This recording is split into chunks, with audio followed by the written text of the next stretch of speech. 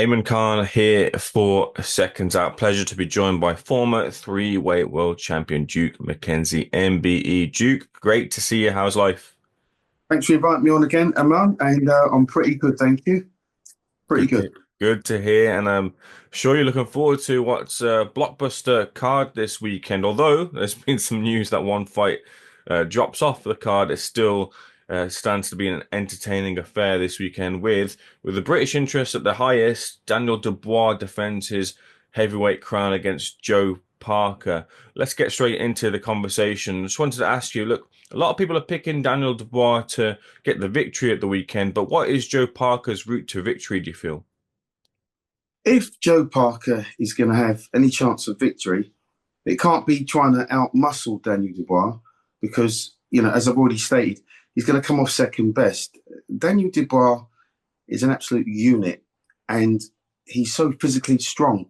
So you can't really fight fire with fire. Not like that anyway. That's asking for trouble in my eyes. If Josie Parker's going to stand any chance of winning, then he has to go back to being a complete boxer.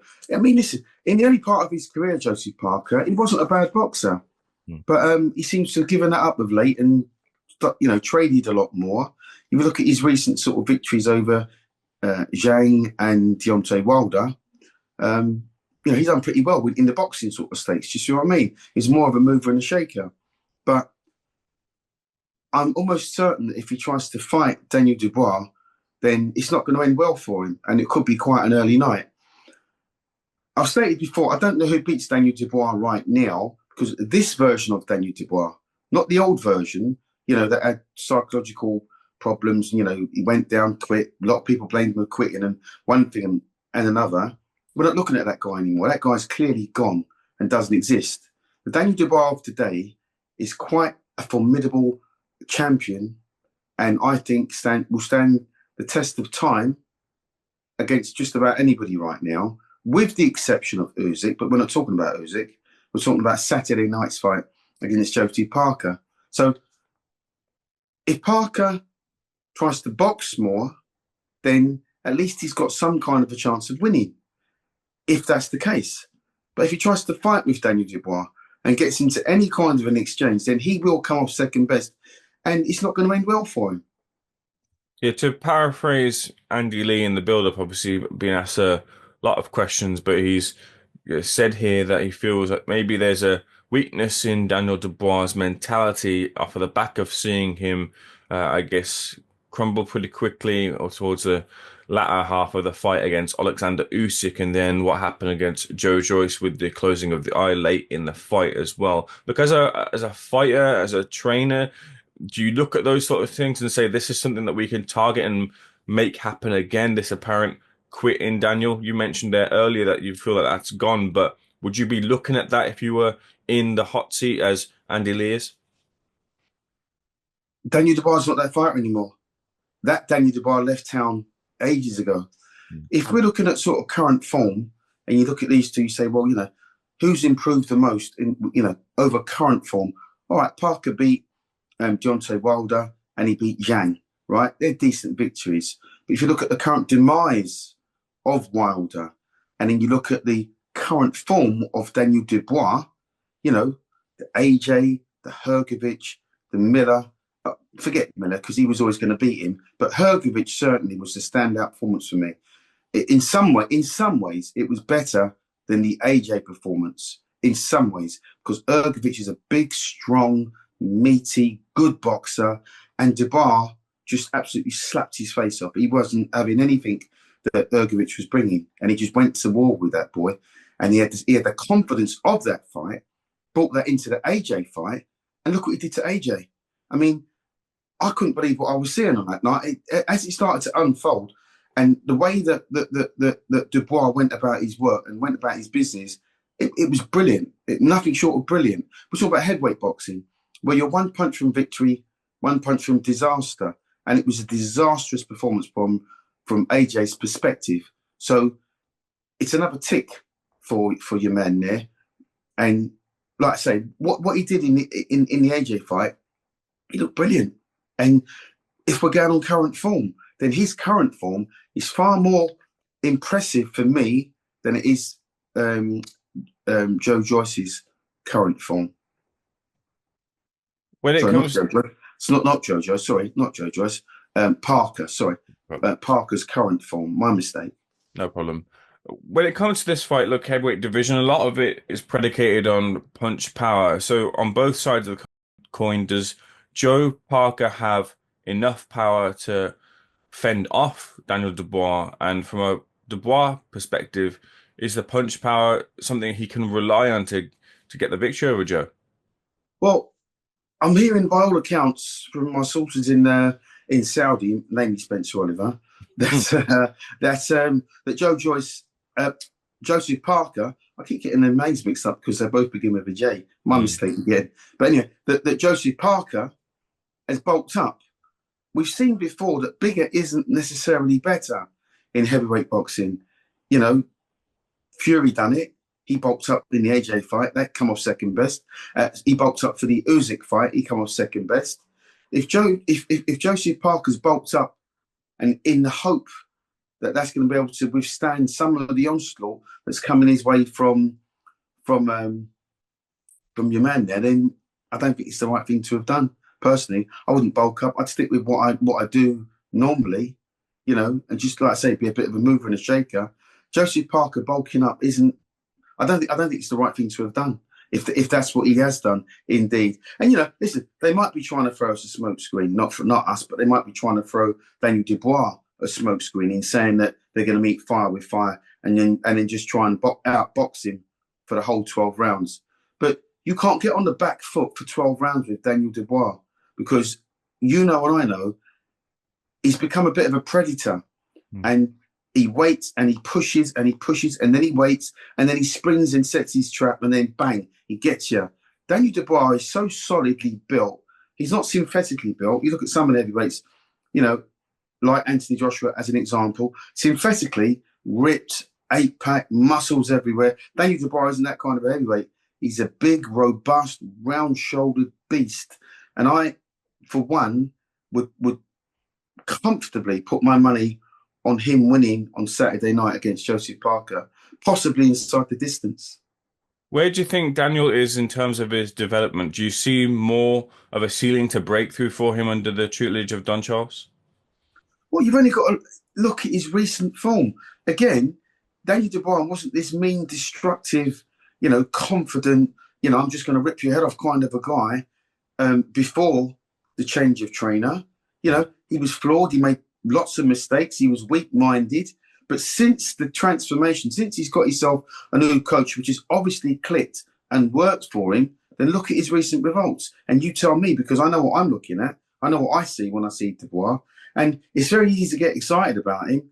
He's a young, hungry, good boxer. He's always been a good boxer. Even from his amateur days, he was a good boxer. But now he's turned into like a box puncher type guy. That makes him even more exciting. People still think he's got vulnerabilities. Any heavyweight has got vulnerabilities because they're all so big, in stature. And there's no such thing as a weak punching heavyweight. Let's get that right. So any heavyweight can get knocked out. Any heavyweight can go over, but if they go over, it's how they get up. If they get up. I don't know if anybody, look at what he did to AJ in his last fight. Absolutely ruined him. And AJ may never be the same. This is the Daniel Dubois that we're looking at right now. He's turned into a real wrecking machine. Duke, before we move on to the main event, Beterbiev versus Bivol 2, is there any fight on the undercard that catches your eye over the others? Oh my God, listen, it's a stacked card.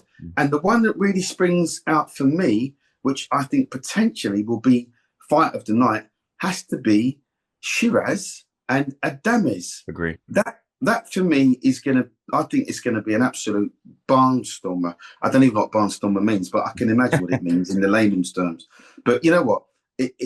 Boy, I tell you what, if I was Hamzah Sheeraz, I'd take my hat off to the kid. He's a young man who wants to make a name for himself on the world scene, and they've got him a world title fight. I would only fight Adames if it was mandated, if I had to fight him and I had nowhere else to go.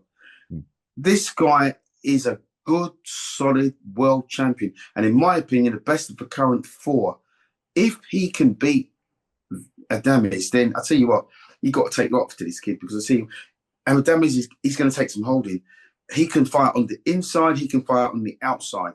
They question his stamina a little bit. That comes with experience.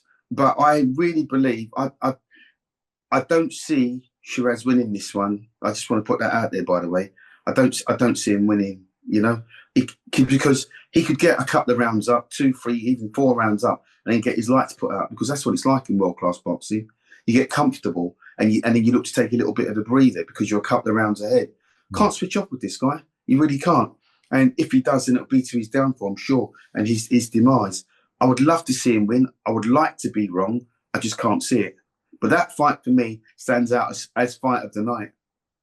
Yeah, Duke, just on that, look, Hamzah Sheeraz on the cusp of winning his first world title. You've been in that position before. What are you looking for him in a fighter to see? Look, yeah, he actually might be on the route here to capturing that world title.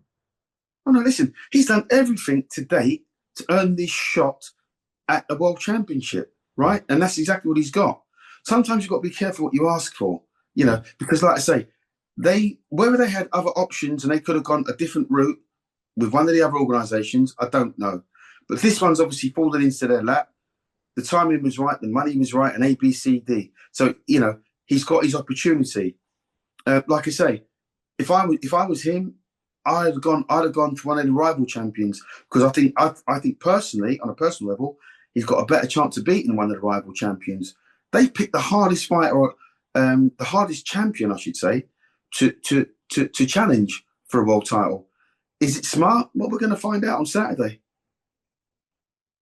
In the main event, sees a quick turnaround for the rematch between Beterbiev and Bivol. Look, I still see a lot of swaying opinions, and I think that would be the way, considering how top class the two fighters are. But where does your money lie? Well, listen, the first fight was so close, and I still believe, although it was proven that Beterbiev won the fight, and deservedly so. I'm not saying he was robbed, it was daylight robbery or anything like that. It was a good fight, it was a hard fight, very competitive fight.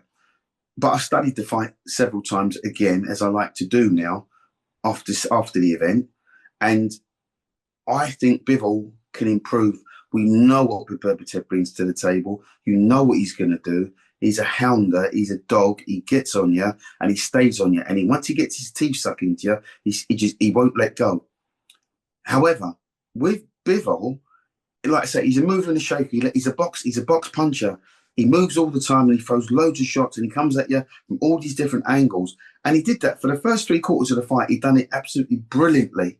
But where I feel he let the fight slip away from him was that last third of the fight, the last 3 or 4 rounds, when he was still moving and shaking, when perhaps if he could have stood his ground more, landed some more of those eye-catching flurries that he likes to throw, that may have been enough to sway the judge's opinion and give him the decision.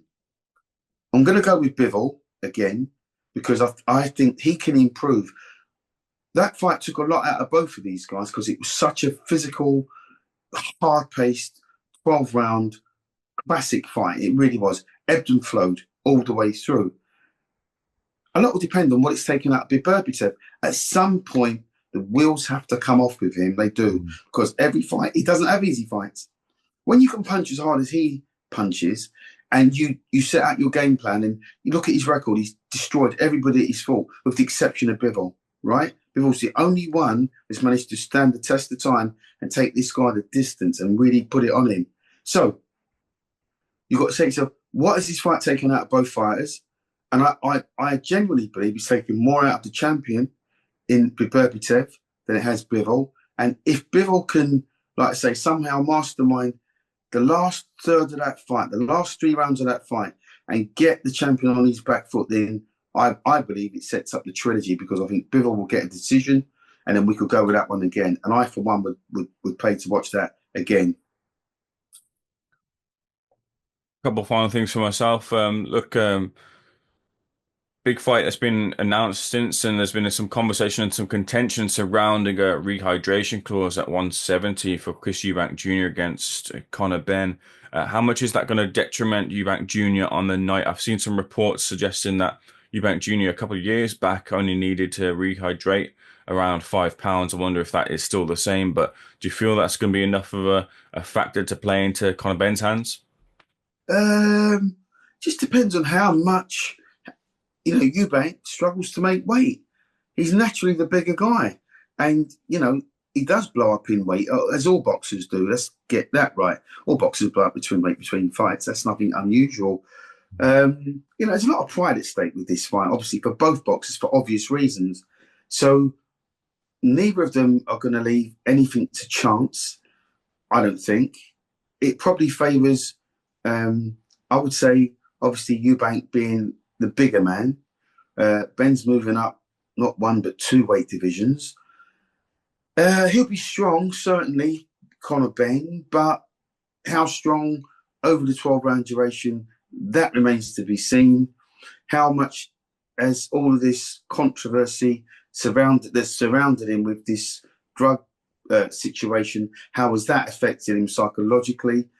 He's had a lot of time out of the ring. How will that affect him also? So there's a lot more question marks with Benn than there are with Eubank, in my opinion. I would expect Eubank to win and win quite comfortably. Yeah, Duke, finally, I've said before, and I'll say it again, I feel like you're in amongst the crowd of the standout pundits, if you want to call yourself that. There's obviously probably a better word for you. I was half expecting to see you over in Saudi.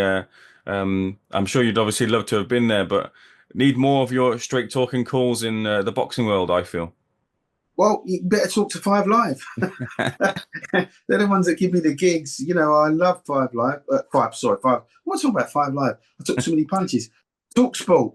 You better talk to Talk Sport and get them to get me on. Better start some sort of a campaign or something. Listen, you know what? All I do is speak my own personal truth, and some people like it and some people don't like it. For the ones that don't like it, I don't really care because it's my opinion and I'm entitled to it. I have walked the line, and there are a lot of say there are a lot. There's one or two sort of fanboys and one or two critics that have never ever boxed in their lives, and they want to give me stick. Well, to you boys, I don't really care. I've got 3 world title belts, you've got none, so they can take that away with them. I love what I do, and here's hoping I can get a more regular slot at some point with Talksport Radio. Absolutely, I'd love to see it. Duke, pleasure seeing you today. Thank you for your insights on the game. I'm sure we'll speak again very soon, but enjoy the rest of your day, and I'll catch you on the flip side. Thank you very much, man. I appreciate you, mate. I'll talk to you again. Yeah, let's talk again after the fight.